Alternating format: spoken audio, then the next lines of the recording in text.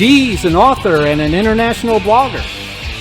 He's a mental health advocate and an accomplished musician.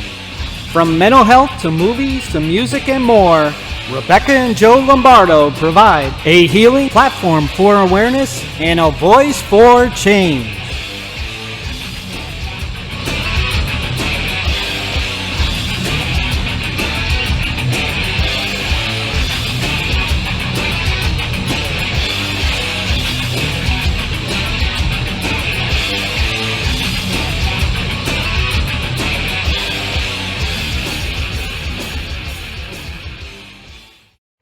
Good morning, everybody. This is Shane Schultz with the Speaking of Heart Radio Network. We want to welcome you in joining us on our debut show of Voices for Change.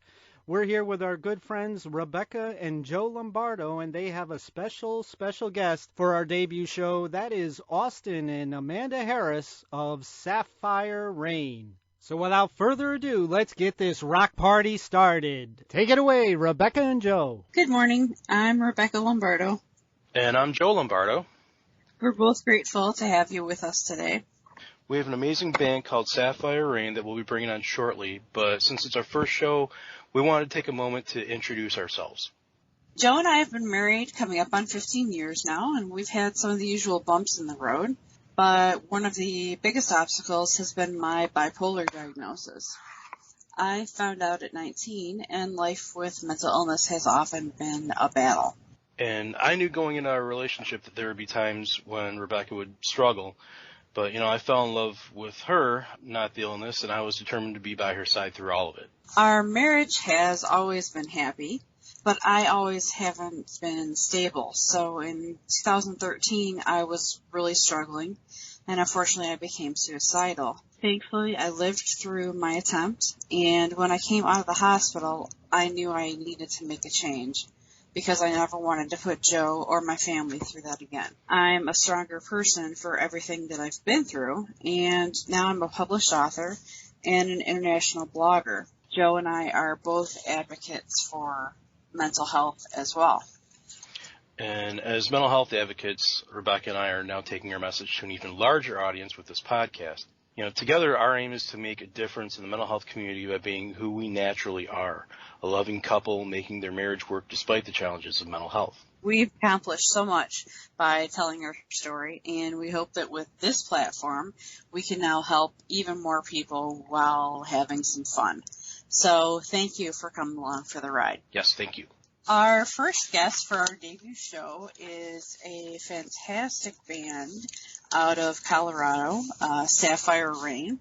And just briefly, I wanted to tell you how I met Amanda, the singer of Saphyre Rain. It was about a year ago, and she approached me on Twitter and asked me if I would like to watch her video for her new song. And I watched it, and I was positively floored. It was one of the greatest songs I have ever heard.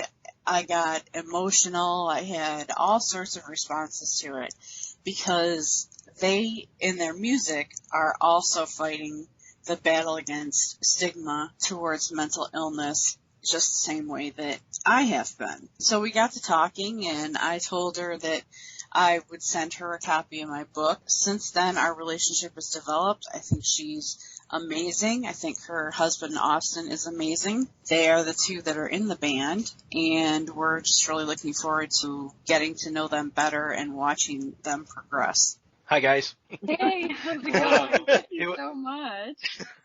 We are here. I should have did something else. I just drew a blank because the first time. So, welcome, Austin and Amanda. Thank you for being here. Thank you. Thanks so much for having us. Absolutely.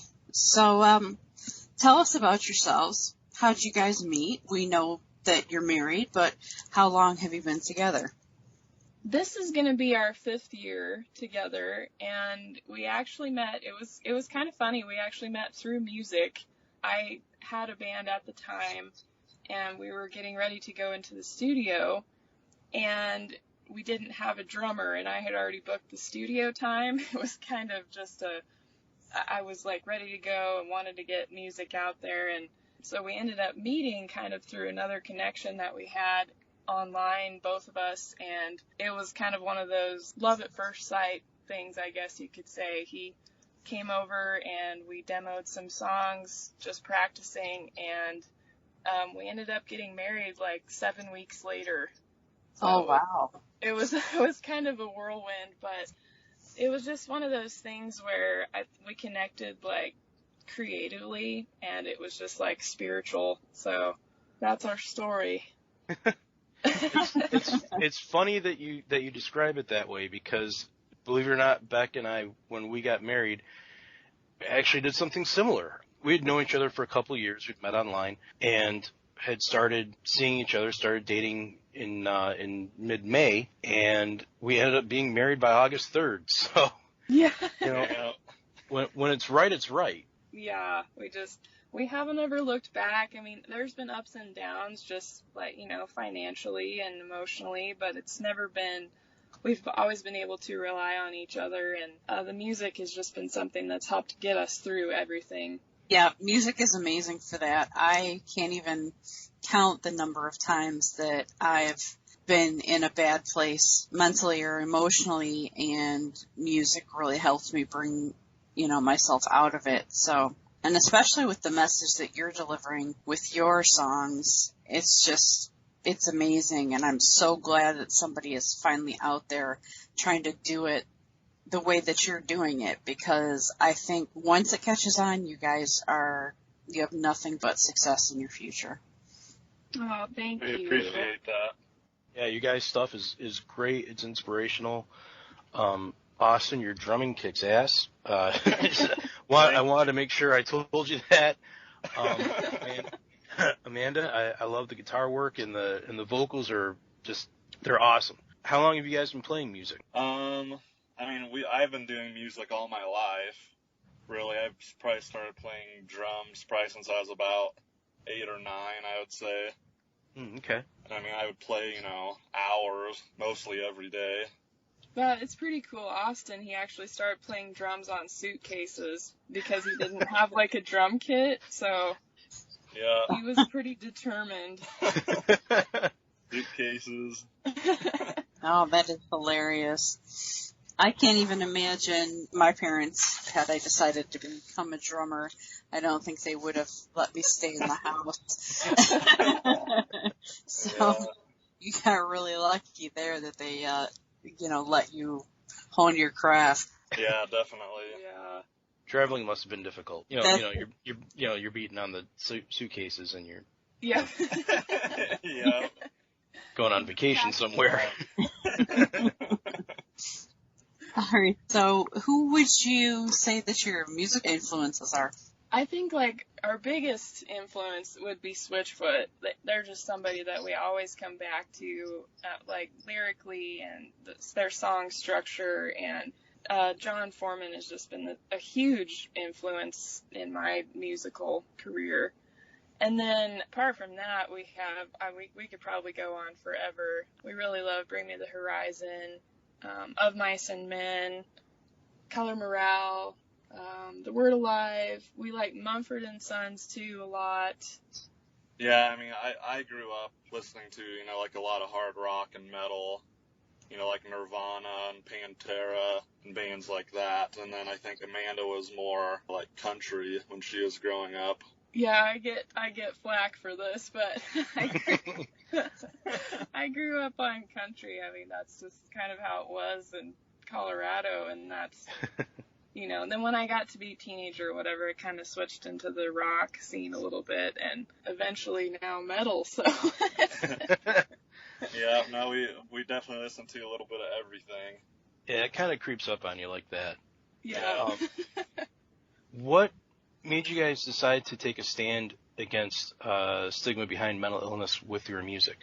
Well, I think that we were just both struggled with, either being bullied or depression, and, that kind of stuff. I think that it needs to have a point. Otherwise, what is the point of doing it if there's no point behind it? Sure. I think that we just, kind of fell in love with that because there's a lot of people out there that need help. We always just enjoy helping people because it makes us feel better, and we know that we're making that person feel better as well. Sure. I was going to say, Beck and I see the same thing, with helping people out, helping friends out. We've had friends come to us in the past asking for advice, their children might be struggling or something, and we'll kind of guide them because there's really no resources out there that we've come across that will hold your hand and guide you through the way. Yeah.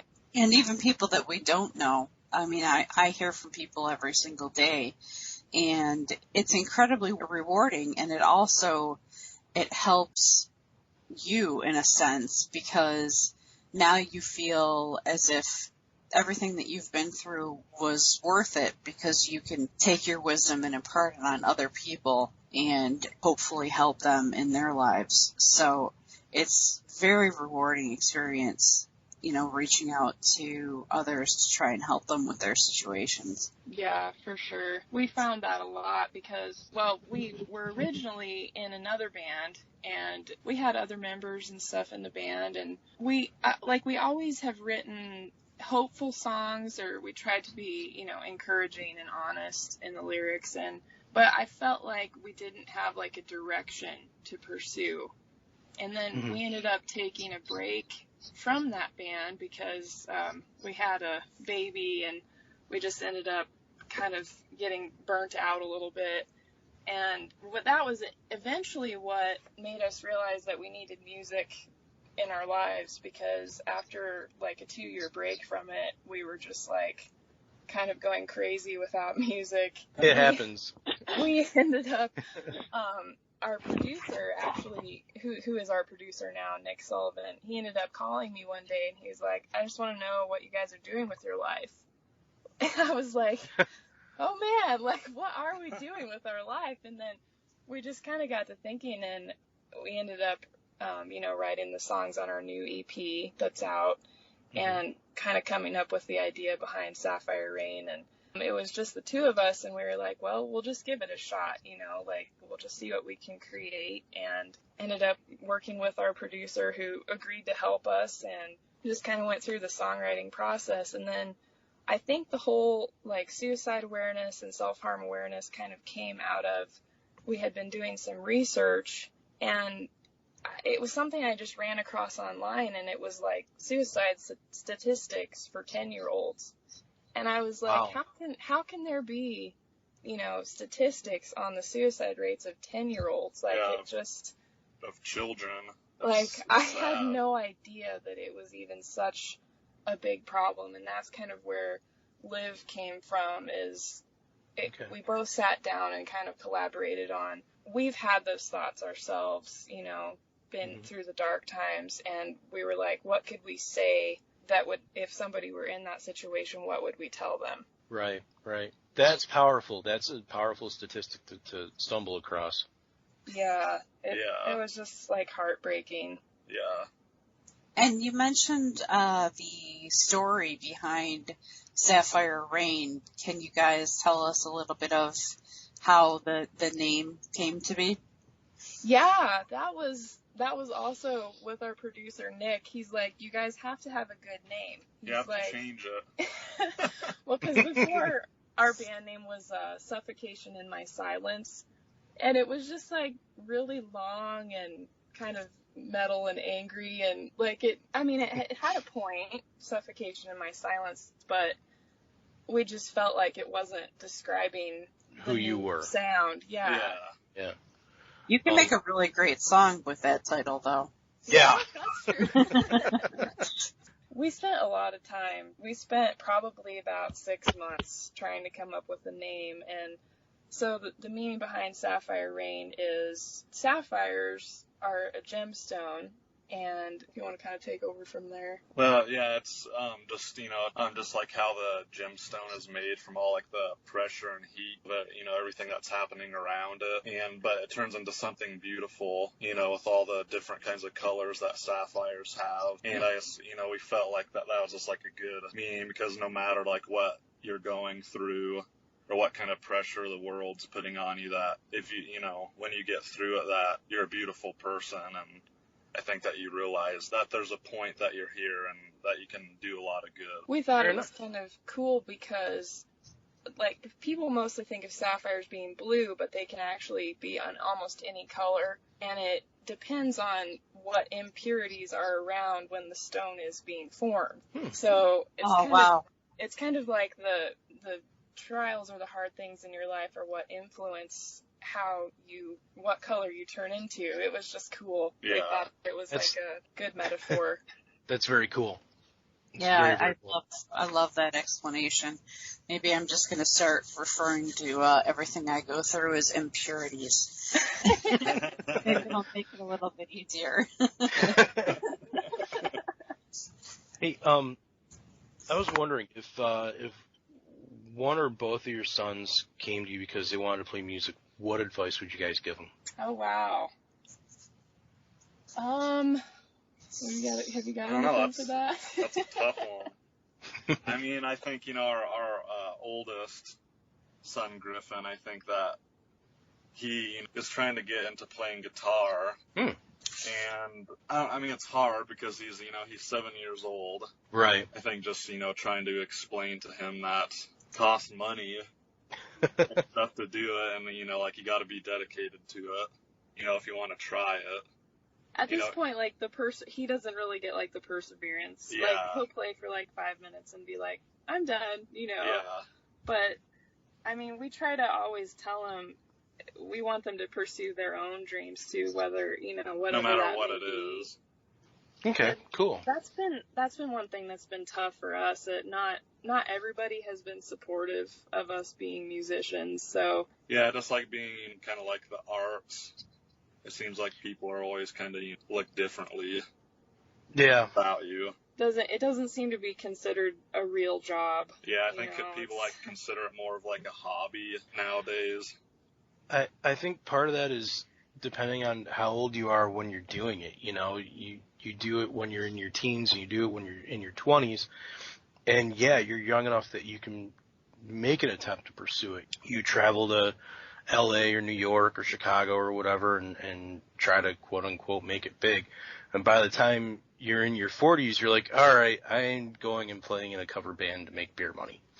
So, that's kind of the perception is, as you get older, you look at bands like this, the Stones or the guys in Led Zeppelin or, people that are in their 60s and 70s, Black Sabbath, who are out there on their last tour right now. And yeah, they've done it all of their lives, but they started in their 20s.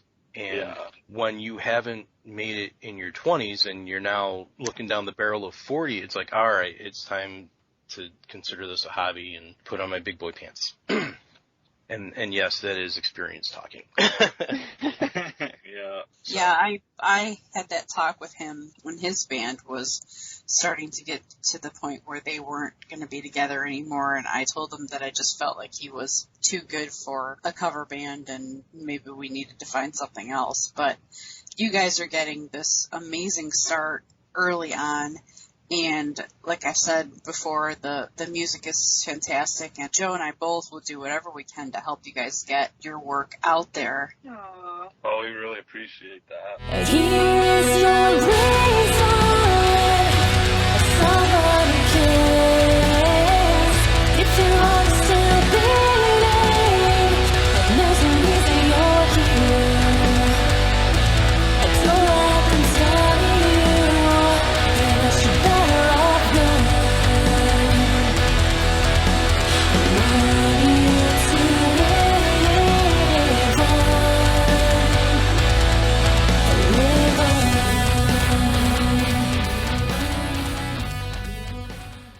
Hey everyone, this is Shane Schultz of the Risen Strength Podcast.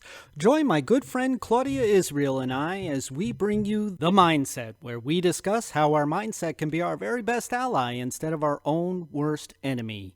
This week's episode, we talk about the 12 steps to happiness, so you're really not going to want to miss this one. Every Tuesday night at 8 p.m. Eastern Time, right here on the Speaking of the Heart Radio Network. Your life isn't over now.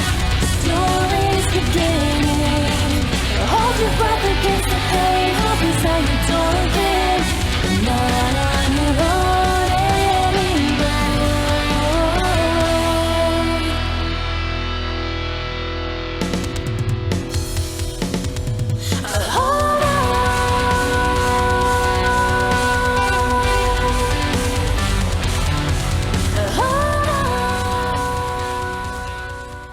So for both of you guys, what has been the best part of this entire experience? I think for me, it's been just finding confidence and my own voice. And it's just been, I'm one of those people that holds things in and waits too long to say something, and just struggled with anxiety and depression, and being the front woman of a metal band has just, it's forced me to get out of my shell. So I think that's been really rewarding, just finding confidence in that I can do this, and that I feel like I have things to say to the world, and I feel like that we can help people, and that's what we're supposed to be doing with our life.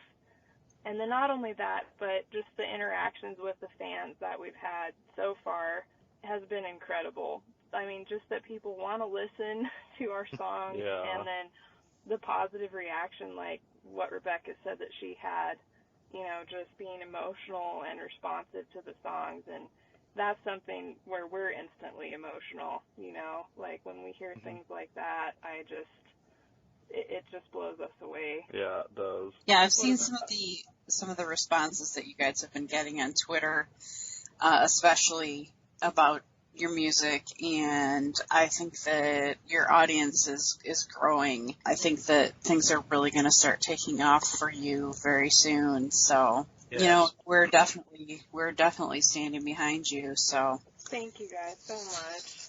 We're so appreciative, and you guys, you both have done so much already for us too. Yeah. we still have some time. So I thought maybe we could give you guys the opportunity to promote your website, your CD, your social media, anything that folks need to know about you, to find you, to listen to your music, to get to know you guys better. Let us know if you have any future gigs in the works. Especially in Detroit. we love to go on tour or something, play out of Colorado. Yeah, right now we're just kind of trying to get all of our ducks in a row. We had our EP come out. We had a 5-song EP called Break the Cycle. That came out in March of this year, and it's on iTunes, Spotify. You can stream it on YouTube. The Google Play Store. Pretty much everywhere. Yeah. Cool. I think the most complicated thing about us is the spelling of Saphyre. We changed it so it's Saphyre, and then just rain, like a rainstorm. So it's just sapphirerain.com, and that's our website, and there's links for all of our social media on there, or Facebook, Twitter, Saphyre Rain. You can stream our EP on there.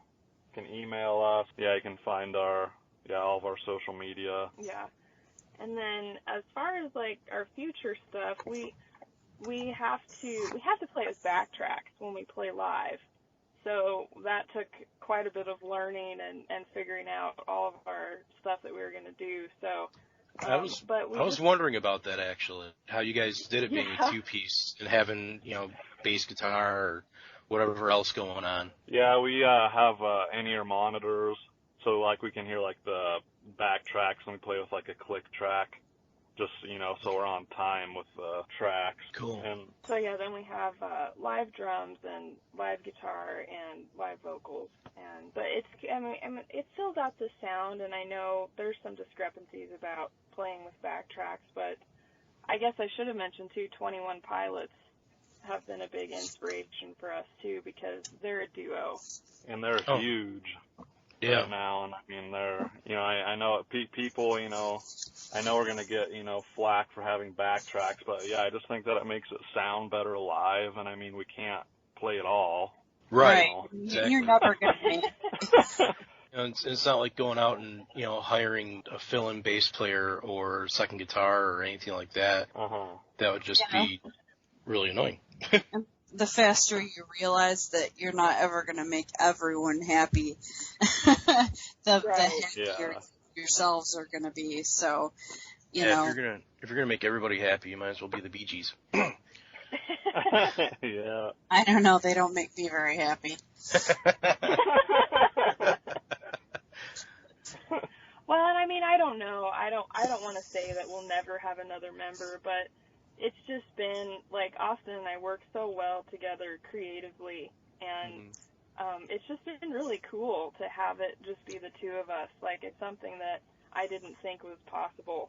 And then once you kind of push your limits and figure out what is it that I can do, or what is it that we can create, you end up coming out with these things that you didn't think you could ever do. Yeah, and it's an awesome feeling to be able to create something that makes a difference, and that you had, like you said, had no idea that you could, that you had it in you. And it's got to be even more amazing for you guys right now, especially with all the feedback that you're getting with your music.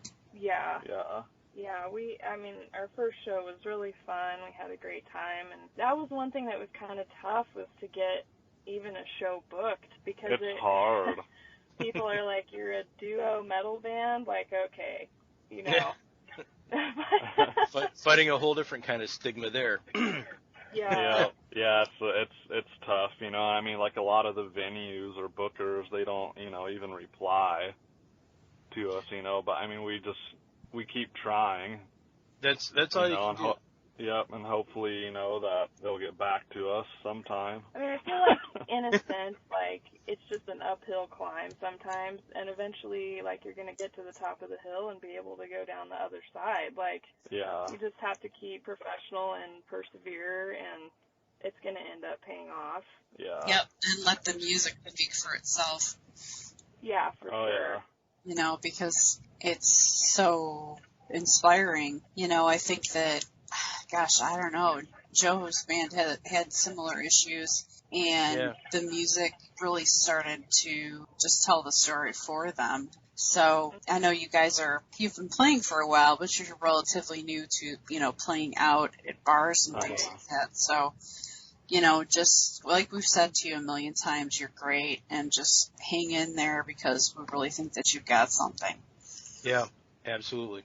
Just persevere. There's going to be tough gigs. There's going to be gigs where you show up and there's like 5 people in the crowd, and what you do in those situations is you put on the same amount of show as if you were playing in front of 20,000 people. You put it all out there, and you'll get a reputation, and before you know it, you've got people pursuing you and saying, hey, we've got this show coming up on this date. Are you guys available? You're at that point where it's tough trying to establish your name, but once your name gets out there, it just takes off. Word of mouth is very powerful. Yeah. Yeah, we keep hearing that, and it's good to have that confirmation again, because I can't say enough about perseverance. It's been a journey, just getting the EP made and financing everything, and it's been cool though. Like, I wouldn't trade the experiences for anything. Are you guys doing anything as far as merch is concerned? T-shirts, stickers? We do. We have T-shirts on our website, and do you have anything? Necklaces. I make handmade necklaces too. It was kind of like a hobby, so. Mention your Etsy site, because I have your necklace that you made for me hanging from my lamp next to that's on my bedside table. So I was going to have you mention your Etsy site so that people could reach out and maybe take a look at that. Oh yeah. Yeah, I made an Etsy site that just has just the necklaces on there. That's called Elry's Embers. I kind of got into that. It was like a trade-off almost for like another. I hear a lot about people that are creative, saying that they don't only have one creative outlet, and that if they have a second one, it helps their primary creative outlet. So I thought, well, what do I kind of like to do? And then I like the gemstones and stuff that I had said earlier, and so kind of just got into crystal necklaces and different stuff. And so that the Etsy stuff is just the things that I come up with in my spare time. ELYRIES Embers. Okay. Very cool. So we've got some time left. We have a few questions that we have planned on asking every guest. We could throw some your way if you're ready for them. Sure. Yeah, that's good. Do you guys happen to have 3 top favorite movies? Top favorite movies? Oh, that's tough. Oh, man. Well, I like a lot of comedy. Probably have to say, like, I really like Dumb and Dumber or Ace Ventura. That's definitely up there. And I like The Office, the TV show. I know that's not really a movie, but watch a lot of that. It's okay. I'm sure they'll make a movie out of it sooner or later. Yep. But I don't know, like movie-wise, I mean, The Avengers is always good. Superhero movies. There you go. Yeah, all the Marvel stuff is Yeah. really good. Well- We're big suckers for Disney, too. We love Yeah. all the Disney kids movies, and I think we like it more than our kids, too, sometimes. Yeah. What was that movie that we saw? The Huntsman. Oh, yeah, Snow White. Oh, and the Snow White and the Huntsman. That was All right, say that again. The snowman and the snow. What is it? Snow White and the White. Huntsman. Yeah, that. I can't believe Yeah, that we that- got a metal band here and we're talking about Disney and all. But okay, go ahead. Guilty pleasures. There you Yeah. go. Well, that's one thing that you'll quickly learn about Amanda is she may be the front person of a metal band, but she's one of the sweetest people and definitely not somebody that I can talk to horror movies about or anything like that. She's very, very sweet and kind-hearted, and I think that Disney kind of fits her personality for me anyway. Well, I'll tell you, the producer's got a question here. How much fun Okay. was it, and how did you come up with the video Glow? Oh, man. That. That was, the video for Glow was actually a disaster. We were supposed to, we had booked out like this old abandoned house, and we had contacted the guy who owns the property, and we were like, you know, we want to shoot a music video here, blah, blah, blah, this is the date. We had our filming people scheduled for us, and comes up to the date, and we can't get a hold of the guy. Yeah, it's the day before. So we literally had like 48 hours, and we were supposed to be making this music video, and we're like, what do we do? Do we cancel? Are we going to have anything? And I was like, well, we just started thinking, we got on Pinterest, and I was like, well, what? It's called Glow. I was like, what if I just typed in Glow into Pinterest, and it came up with like all these like glow in the dark stuff and black light stuff, and I was like, what if we do it in black lights? So we went out and bought black lights, and we bought a lot of glow paint. So it was actually shot in my dad's machine shed, and there's like an attic space in my dad's machine shed, and we just coated it in black tarps, and We spread paint everywhere, and so that was the night before, and it was cold. It was freezing when we did it. because that Jeez. was like Yeah. the end of January in Colorado, Yeah. so it was pretty chilly. So like the paint, like it was still wet, like in the morning when we were filming. So we were trying not to get it all over our instruments, and Jeez. So did you make a before and after video of this? No, we didn't. That would have been a good idea. Yeah. Yeah. There's just so much going on. Some good behind That's the one scenes thing. stuff. Since it's just the two of us, that it does make a lot of, like, we're our own roadies and we're our own merch people, and Yep. so, Yeah. On videos and but no, it was good. I'm glad it turned out, because I think it ended up like being probably better than the abandoned house look would have been.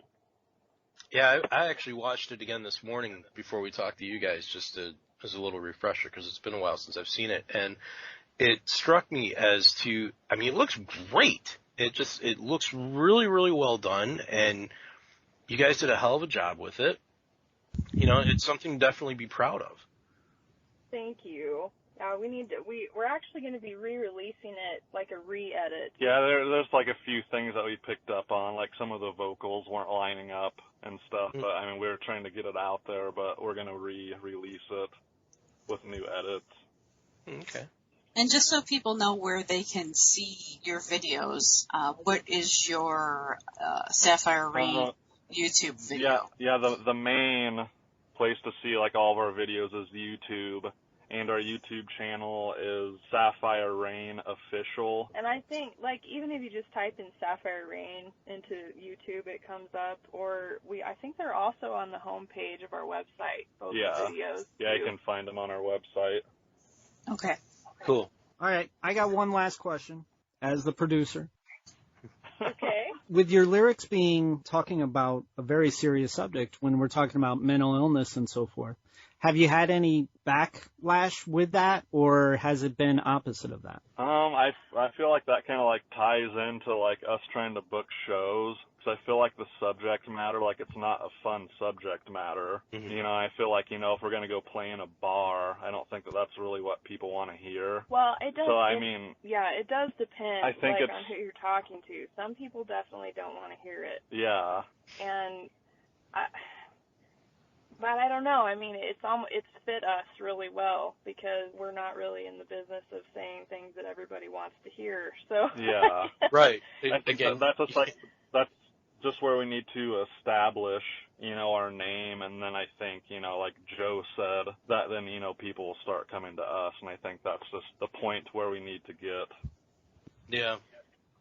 But it's actually really cool. After our first show that we just played, our friend JD was the one who ended up booking us for that show, and he's a promoter in the Fort Collins area. We ended up talking to him after the show, and he was like, oh, I didn't realize, you know, all the stuff about you guys, and we didn't realize that he has lost a family member to suicide. Oh, And wow. so, like, it was, I mean, of course, devastating that that's happened to him and his family, but it was cool because we were able to connect with him on that level. Yeah, on like a whole different level, we just connect with them on, and I think that, you know, I mean, it affects more people than what people want to admit. You know, because I mean, I think that most everybody struggles with some kind of something, you know, depression, Right. bullying. Yeah. Absolutely. Just Yeah, you don't realize what people have gone through until Yeah. like you sit there talking with them for a minute. It's like, oh my gosh, that happened to you too, and you know, Yeah. you get a closer connection. I think you guys are going to find that more and more, the more people that you connect with that, you know, they've had some type of, you know, mental illness in their family or even themselves. And it, you know, even when I first started writing my blog, I was floored by the number of people that were coming forward. So, you know, I think that you got to just stay the course and make sure that you don't waver in your message, because it's an important one and it needs to be heard and it needs to be talked about always and often. And I'm just really, really proud of you guys for taking this stand, and I really think that you're going to make a huge difference with the stigma behind mental illness. Thank you.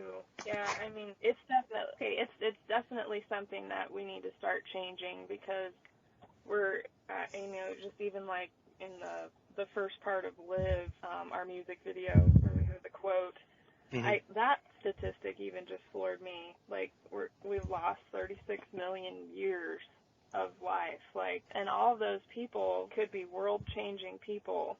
You know. Yeah. Exactly. I can tell you that you definitely have a long-standing invitation here on the Speaking the Heart Network, because we definitely go out of our way in order to be able to let people understand that they are more than the challenges that they face. You're perfect for this show debut, because I think that it really fits Rebecca and Joe tremendously, and it also fits our network. So we just appreciate that you came on the show with us.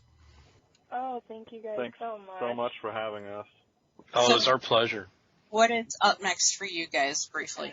Up next, we're working on new songs. We're in the writing process.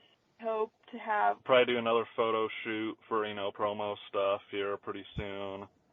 We have a couple shows coming up. We have one next weekend in Denver on the 16th, and then Where's that at? Just so people know. It's at the Mile High Merchants in Denver. So yeah, all that information's on our Facebook if anybody wants to make it out to the show. And then we have the Midsummer Scream event. That's in September. I think that's September 10th, and that's at Moe's Barbecue in Denver. Sounds delicious. Yeah, then hope to be back in the studio this fall. I think we're going to try to make another EP. Yeah, just get some more songs out there and very cool. Keep them coming. All right, well, great. That sounds awesome, and we wish you all the best, and definitely keep us posted on everything that's going on, and let us know if we can help you in any way. Absolutely, you guys too. And thank you so much for being our first guest, you guys. It was perfect. We wouldn't have had anybody else be there for our first show than you guys. Yeah, you were the very first people that I thought of for guest number 1. So. Oh, thank you guys. Yeah, that's awesome. Just make sure you check us out on Saturday mornings at 11 a.m. Eastern Time. Voices for Change. We are on Twitter at Voices4Change, capital RJ, and you can also find us on Facebook. Yeah, next week we're going to have a fantastic fella by the name of Rudy Caceres. He is a pioneer in the mental health advocacy field, and he's doing a lot of really great work. We are definitely looking forward to talking to him, so tune in to us next Saturday, 11 a.m. Eastern Time. Breathe it in and breathe it out, you're not busy.